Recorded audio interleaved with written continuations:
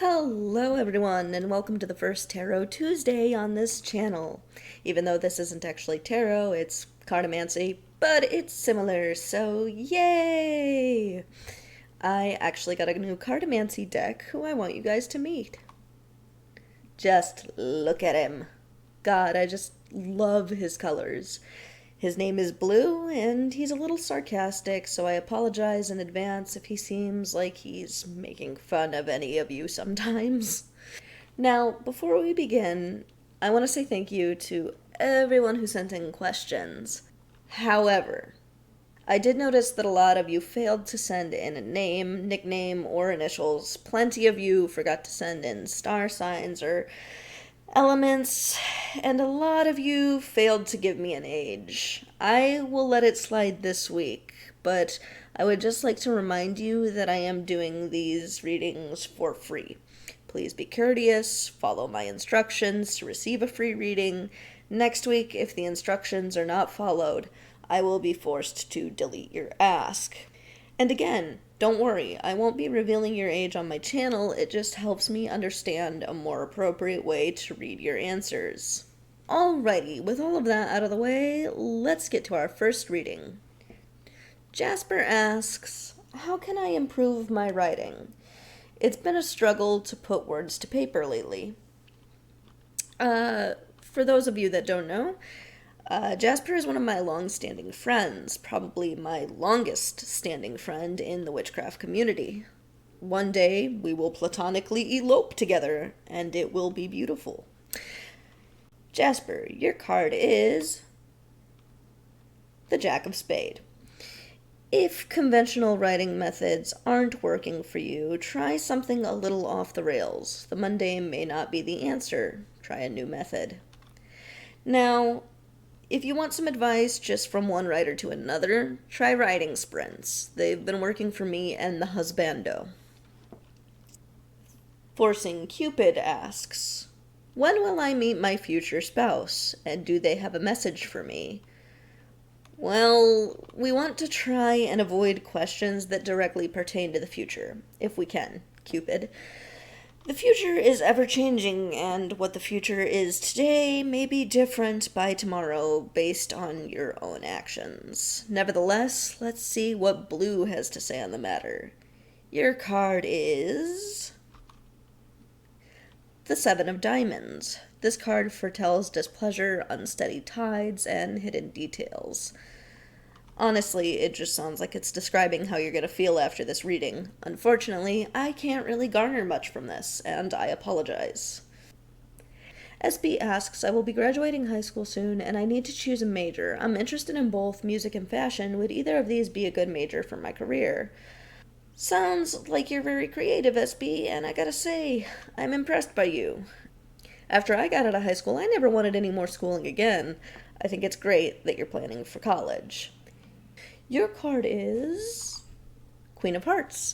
These are both very viable careers for you, and there's no harm in chasing either dream. If you share the same amount of passion for both, then you will excel in whichever one you choose. As for choosing one, however, I can't point you more to one than the other. I would say flip a coin. By the time it lands, you'll know which one you actually want, because you'll find yourself hoping it lands on one side as opposed to the other. Next, we have NA, who asks, what are my good and bad traits? Okay, NA, listen. We are gonna elope, and I've already picked out names for our children. Okay, this is obviously a joke, but this is exactly the kind of questions I like answering. This is the proper way to ask a question for tarot, oracle, or cartomancy. Thank you so much for being so cool. Your cards are Seven of Diamonds and Three of Spades.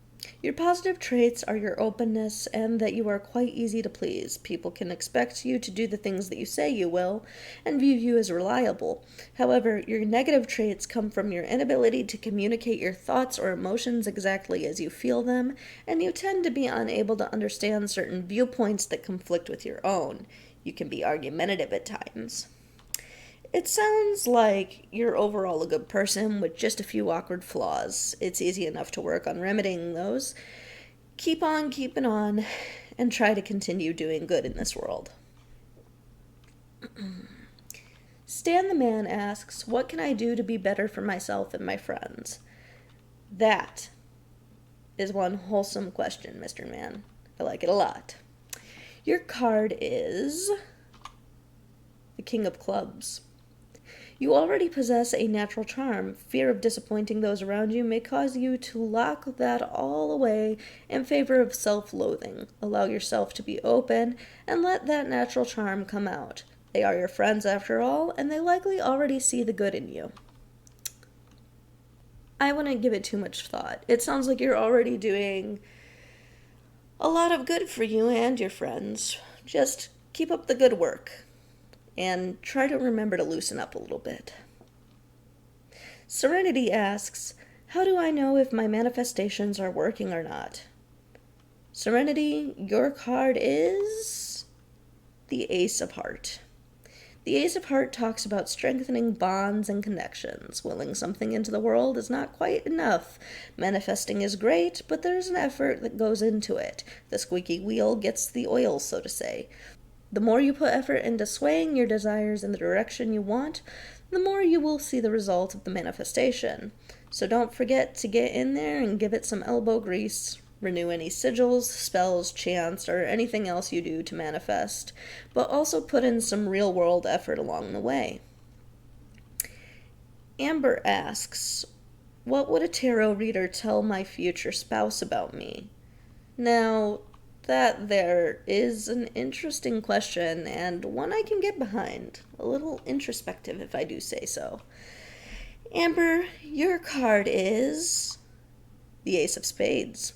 A reader might describe you to your future partner as a headstrong individual who is willing to face challenges. They might say that you give yourself and your whole self without holding back. I'd say that's a pretty good deal. Sounds like your future lovey is in for a treat. Next, we have AM, who asks, I would like a reading for me and my boyfriend. We've been together for a year. Anything that wants to come out? Well, congratulations on you and T being together for a year, AM. Wishing you both the best.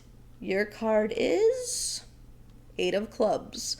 A surprise is on its way. Be prepared for it, as it may be a real shock for the both of you.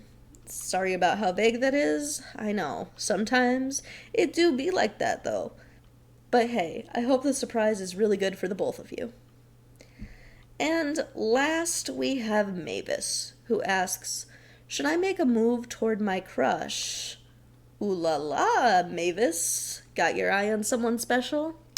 Your card is the Nine of Clubs.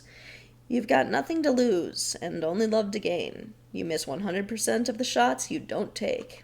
In honesty, go for it, Mavis. You won't know unless you try, and good luck. And this concludes this week's reading.